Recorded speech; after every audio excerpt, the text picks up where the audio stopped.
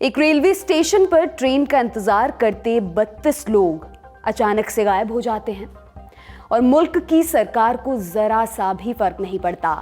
उनके लिए ये रोजमर्रा की घटना थी। ये घटना किसी और सामान्य देश में हुई होती तो सरकार को उल्टा लटका दिया गया होता, लेकिन अफ्रीकी महाद्वीप की सबसे बड़ी आबादी वाले देश नाइजीरिया में इस तरह की घटनाएं दिनचर्या का हिस्सा हैं। दरअसल रेलवे स्टेशन से लोग अपने आप गायब नहीं हुए थे, उनका अपहरण हुआ था। बाद में उनके परिवार वालों से फिरौती मांगी जाने वाली थी। जो पैसे दे पाएंगे उन्हें छोड़ दिया जाएगा, जिनके घर वाले पैसे जुटाने में नाकाम होंगे उनका भविष्य अनिश्चित रहेगा। इन मामलों में सरकारी मदद की उम्मीद बेईमानी रहती है।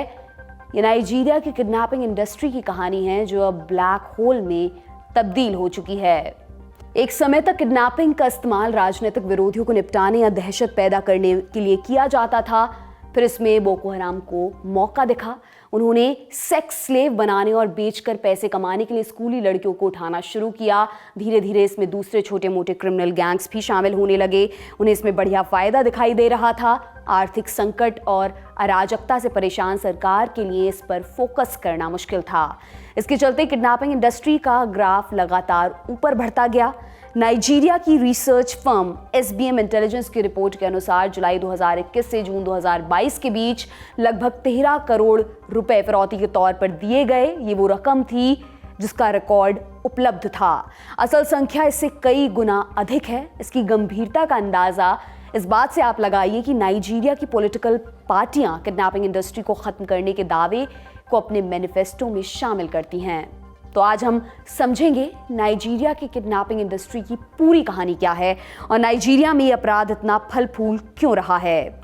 नमस्कार, मेरा नाम दिव्यांशी सुमराव है और आप देखना शुरू कर चुके हैं लल्लन टॉप का अंतर्राष्ट्रीय प्रसंगों से जुड़ा रोजाना का कार्यक्रम दुनियादारी।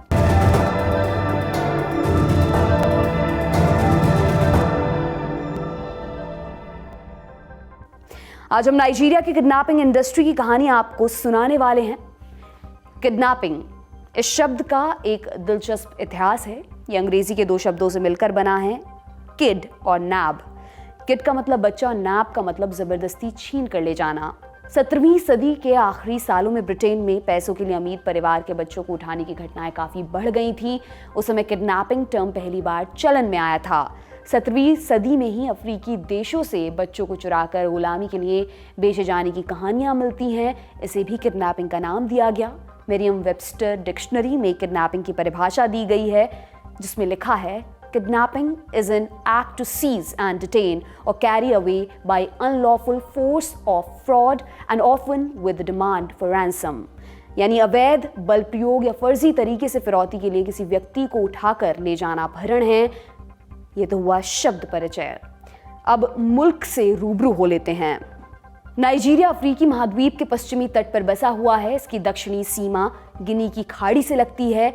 इसके पड़ोसियों में बेनिन, चाई, कैमरून और नाइजर का नाम आता है। नाइजीरिया की आबादी लगभग 22 करोड़ है। वहां 2 धर्मों का दबदबा है। लगभग 53% आबादी इस्लाम जबकि 46% के लोग ईसाई धर्म को मानते हैं। उनके बीच दशकों से जातीय संघर्ष चलता आया है। उसका एक अलग इतिहास है। एक समय तक नाइजीरिया अफ्रीकी महाद्वीप में कच्चे तेल का सबसे बड़ा उत्पादक देश था। उसकी आर्थिक स्थिति इतनी बेहतर थी कि उसे पॉजिटिव लहजे में अफ्रीका का दानव कहा जाता था। पिछले कुछ समय में तेल की चोरी और प्रोडक्शन साइट्स पर होने वाले हमलों के चलते इसमें रुकावट आई। सितंबर 2022 में आई organisation of petroleum exporting countries यानी कि OPEC, इसकी रिपोर्ट के अनुसार नाइजीरिया तेल पैदा करने के मामले में 4थे नंबर पर पहुंच गया। अंगोला, अल्जीरिया और लीबिया टॉप 3 में पहुंच गए हैं। ऑयल प्रोडक्शन वाला फैक्ट याद रखिएगा क्योंकि आज की कहानी का एक सिरा इससे भी जुड़ा है। नाइजीरिया की राजधानी अबुजा है। ये शहर 1980 के दशक में बसाया गया था। नाइजीरिया को अक्टूबर 1960 में ब्रिटेन से आज़ादी मिली थी। उस समय लागोस को राजधानी का दर्जा दिया गया था। जब लागोस की आबादी बढ़ने लगी तब नया कैपिटल बनाने का फैसला लिया गया। दिसंबर 1991 में अबुजा को नाइजीरिया की राजधानी बना दिया गया। हवाई रास्ते से नई दिल्ली से अबुजा की दूरी लगभग 8000 किलोमीटर है। भारत और नाइजीरिया दोनों ही कॉमनवेल्थ का हिस्सा हैं। भारत ने 1958 में नाइजीरिया में अपना डिप्लोमेटिक मिशन बिठा दिया था। पंडित जवाहरलाल नेहरू नाइजीरिया जाने वाले पहले भारतीय प्रधानमंत्री थे। वो सितंबर 1962 में नाइजीरिया के दौरे पर गए थे। अब आपको नाइजीरिया का आइडिया लग गया होगा। अब हम मूल विषय की तरफ लौट आते हैं, वहां की किडनैपिंग इंडस्ट्री को समझते हैं। नाइजीरिया में किडनैपिंग का चलन 1990 के दशक में शुरू हुआ था। इसका इस्तेमाल राजनीतिक संदेश देने के लिए किया जाता था। नाइजीरिया में एक इलाका नाइजर डेल्टा का है। सबसे ज्यादा क्षमता वाले तेल के कुएं नाइजर डेल्टा में ही हैं। इसके बावजूद इस इलाके के लोग सबसे ज्यादा गरीब हैं। मानवाधिकारों का सबसे अधिक हनन भी यहीं होता है। सत्ताधीशों ने पैसा खाकर रिफाइनिंग के मानकों से समझौता किया। तेल रिसावों को समय पर साफ नहीं किया गया। इसके चलते स्थानीय लोगों में गंभीर बीमारियां हुई। जहां देश भर में औसत उम्र 54 बरस है, जबकि नाइजर डेल्टा में आंकड़ा 40 साल के आसपास है। तेल रिसाव के चलते खेती वाली जमीन खराब हुई, पानी प्रदूषित हुआ, नदियों में मछलियों की आवक घटी। ये सब स्थानीय लोगों के जीवन यापन का मुख्य सोर्स थे। तेल के खनन ने उनकी रोजी रोटी का अंतिम जरिया ही छीन लिया। इसके खिलाफ कई चरमपंथी गुट खड़े हुए। उन्होंने कच्चे तेल की चोरी शुरू कर दी। कुछ गुट पाइपलाइंस को बर्बाद करने लगे, कुछ गुट इससे आगे निकले। उन्होंने रिफाइनरीज में काम करने वाले विदेशी इंजीनियर्स और दूसरे स्टाफ मेंबर्स को किडनैप करना शुरू किया। काउंसिल फॉर फॉरेन रिलेशंस यानी कि CFR की रिपोर्ट के अनुसार इन गुटों का पहला मकसद होता था सरकार को और दुनिया को अपनी समस्या के बारे में बताना, ताकि कोई उनकी सुध लेने के लिए सोचे। फिरौती उनका साइड प्रोडक्ट हुआ करता था, मगर जल्द ही इसका चाल चरित्र बदलने वाला था। ये नया चैप्टर जुलाई 2009 में खुला, जब नाइजीरिया में बोको हराम का उभार हुआ। बोको हराम एक इस्लामी संगठन के तौर पर 2002 में अस्तित्व में आ गया था। ये दो शब्दों से मिलकर बना है, बोको और हराम। बोको अंग्रेजी भाषा के बुक का अपभ्रंश है, जबकि हराम का मतलब वर्जित। बोको हराम का मतलब हुआ पश्चिमी शिक्षा वर्जित है। जो कोई उनके खांचे में फिट नहीं बैठता था, उनके अनुसार वो इस्लाम का दुश्मन था और वे ऐसे लोगों को मिटाने पर आमादा थे। जुलाई 2009 में इसने नाइजीरिया और आसपास के इलाकों में इस्लामिक खिलाफत की स्थापना के लिए मिलिट्री ऑपरेशन शुरू किया। उन्होंने सेना, पुलिस के साथ साथ आम लोगों पर भी हिंसक हमले शुरू कर दिए। बोको हराम के बारे में हम दुनियादारी में बता चुके हैं। एपिसोड का लिंक आपको डिस्क्रिप्शन बॉक्स में मिल जाएगा। आज फोकस किडनैपिंग इंडस्ट्री पर रहेगा। जब बोको हराम के हमले शुरू हुए, तब सेना ने भी जवाब दिया। जुलाई 2009 में ही सेना ने गुट के संस्थापक मोहम्मद यूसुफ को मार दिया। उन्होंने बोको हराम को भी भारी नुकसान पहुंचाया। सरकार को लगा कि अब तो खेल खत्म, लेकिन ये गलतफहमी साबित हुई। अब ऊबकर शेकाऊ ने गुट की कमान अपने हाथों में ले ली। वो पुराने वाले से ज्यादा बर्बर निकला। उसने नरसंहार और लूटपाट के साथ किडनैपिंग को भी अपने एजेंडे में शामिल किया। बोको हराम के आतंकी गांव में लूटपाट मचाते, बुजुर्गों और पुरुषों की हत्या कर देते, बाकी बचे बच्चों और महिलाओं को अपने साथ ले जाते। बच्चों को वे भविष्य के लिए तैयार करते थे, जबकि महिलाओं और बच्चियों का इस्तेमाल सेक्स स्लेव के तौर पर किया जाता था। बोको हराम के द्वारा किडनैपिंग की सबसे बड़ी घटना अप्रैल 2014 में सामने आई, जब इस गुट ने चिबुक में एक स्कूल से 276 लड़कियों का अपहरण किया था। इस घटना पर पूरी दुनिया में बवाल हुआ। नाइजीरिया सरकार पर दबाव बना। तब सरकार ने फिरौती देकर लगभग 150 लड़कियों को छुड़ा लिया। फिरौती की रकम के बारे में कभी कोई पुष्ट जानकारी नहीं मिल पाई। अपहरण की गई लड़कियों में से लगभग 100 अभी भी लापता हैं। उनके बारे में कोई जानकारी उपलब्ध नहीं है। जानी मानी वॉर रिपोर्टर क्रिस्टीना लैम ने अपनी किताब आवर बॉडीज देयर बैटलफील्ड में लिखा कि चिबुक की घटना तो महज एक उदाहरण भर थी।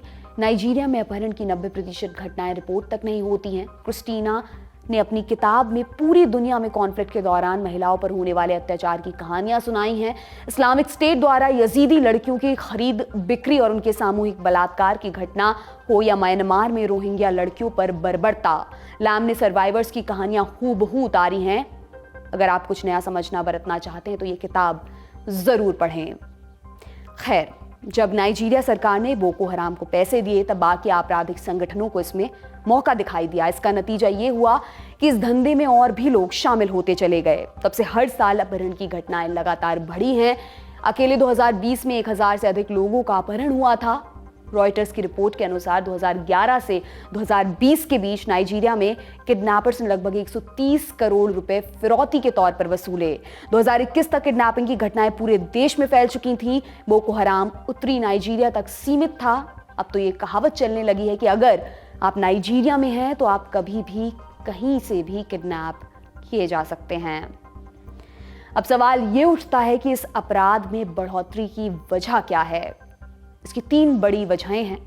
पहली, आर्थिक। जैसा कि हमने पहले आपको बताया, नाइजीरिया एक समय तक अफ्रीका में कच्चे तेल का सबसे बड़ा उत्पादक था। इसी की बदौलत मुल्क ने तरक्की भी की थी। उसके विकास मॉडल की चर्चा पूरी दुनिया में होती थी, लेकिन सितंबर 2022 में वो चौथे स्थान पर खिसक गया। तेल की चोरी और प्रोडक्शन साइट्स में तोड़फोड़ के चलते भारी नुकसान हुआ। कुछ कंपनियों ने काम करना बंद कर दिया। इसका असर देश की अर्थव्यवस्था पर पड़ा है। दूसरी वजह बेरोजगारी से जुड़ी है। नाइजीरिया की आधी से अधिक युवा आबादी के पास कोई रोजगार नहीं है। किडनैपिंग के तौर पर उन्हें एक विकल्प मिलता है। किडनैपिंग को सरकार और पुलिस भी बहुत गंभीरता से नहीं लेती है, इसलिए इस बिजनेस का हिस्सा बनने वाले नौजवानों की संख्या बढ़ रही है। तीसरी वजह का संबंध सरकार की नाकामी से है। नाइजीरिया पहले से ही इस्लामी आतंक और दूसरी बड़ी समस्याओं से जूझ रहा है। उनके लिए किडनैपिंग बहुत बड़ा अपराध नहीं है। सरकार के पास संसाधनों की भी कमी है। अधिकतर मामलों में सरकारी एजेंसियां तत्परता से कार्रवाई नहीं करती, इसलिए परिवार वालों के लिए फिरौती देना ज्यादा बेहतर विकल्प बन जाता है। इसके अलावा गरीबी, भ्रष्टाचार, राजनीतिक हिंसा और सांप्रदायिकता ने किडनैपर्स के लिए उपजाऊ जमीन तैयार कर दी है। इस अपराध पर लगाम लगाने के लिए सरकार क्या कर रही है, इस पर भी चर्चा कर लेते हैं। 2022 में नाइजीरिया सरकार ने किडनैपिंग के खिलाफ कानून को सख्त बना दिया। अब किडनैपिंग के दोषियों के लिए मौत की सजा का प्रावधान है। इसके अलावा सरकार ने फिरौती देने वालों को भी अपराध के दायरे में लाया। किडनैपर्स को फिरौती देने वालों के लिए अधिकतम 15 बरस तक की सजा तय की गई है। सरकार का कहना था कि इससे पैसों के लिए होने वाली किडनैपिंग पर लगाम लगेगी, लेकिन नाइजीरिया के अंदर ही इसका भारी विरोध हुआ। जानकारों का कहना है कि आम लोगों का पुलिस पर से भरोसा उठ चुका है। उनके पास पैसे देकर अपने लोगों को छुड़ाने के अलावा कोई रास्ता नहीं है। अगर उन्हें इसके लिए भी अपराधी ठहराया जाने लगा तो यह गलत होगा। ये किडनैप हुए लोगों के लिए दोहरी मौत की खाई की तरह है। असल में सरकार को अपना गिरेबान पकड़ने की जरूरत है। अगर समस्या की जड़ पर चोट नहीं की गई तो सारे नियम कानून धरे के धरे रह जाएंगे। उनसे सबसे ज्यादा नुकसान पीड़ित पक्ष को होगा और ये बात किसी भी मुल्क की सेहत और उसके भविष्य के खिलाफ जाती है। नाइजीरिया के चैप्टर को यहीं पर विराम देते हैं और चलते हैं सीरिया, जहां इस्लामिक स्टेट की एक दुल्हन ने कुछ नए राज उजागर किए हैं। उसका नाम है शमीमा बेगम। शमीमा 15 साल की उम्र में ब्रिटेन से भागकर सीरिया चली गई थी। वहां जाकर उसने इस्लामिक स्टेट ज्वाइन कर लिया था। उसे ISIS की दुल्हन के नाम से भी जाना जाता है। 2019 में इस्लामिक स्टेट को एक कोने में समेट दिया गया। तब से शमीमा और उसकी जैसी हजारों लड़कियां सीरिया की जेलों और डिटेंशन सेंटर्स में बंद हैं। 2019 में ब्रिटेन सरकार ने उसकी ब्रिटिश नागरिकता रद्द कर दी थी। शमीमा ब्रिटेन की अपनी नागरिकता वापस पाने के लिए केस भी लड़ रही है ताकि वो ब्रिटेन आकर वापस रह सके। लेकिन आज शमीमा की जिक्र की वजह बना है BBC के साथ आया उनका एक पॉडकास्ट।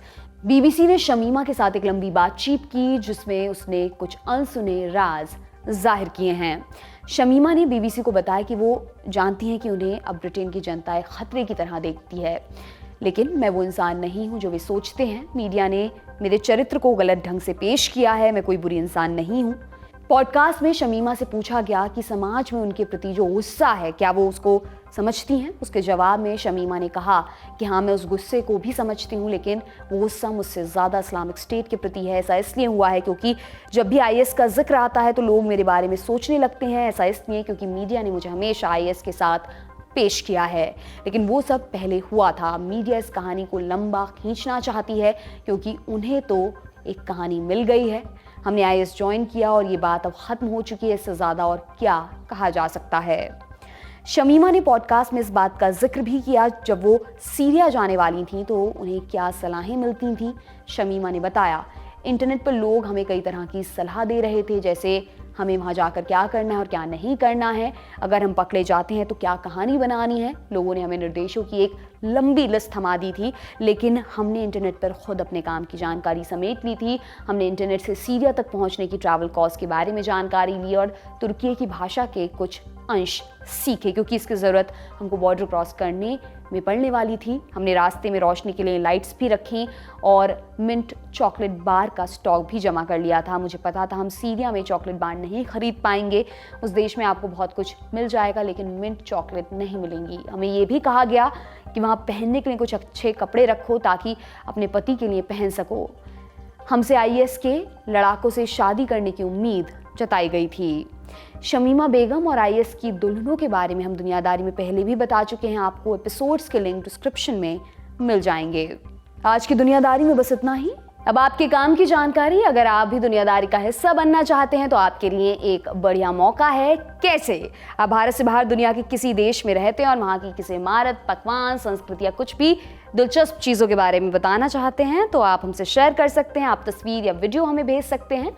तस्वीर या वीडियो के साथ 2-4 लाइन में डिस्क्रिप्शन भी दे दें और साथ में अपना परिचय भी ज़रूर बताएं। हम उसे आपके नाम के साथ अपने शो में दिखाएंगे। हमारा पता है दुनियादारी@london top.com। शुक्रिया।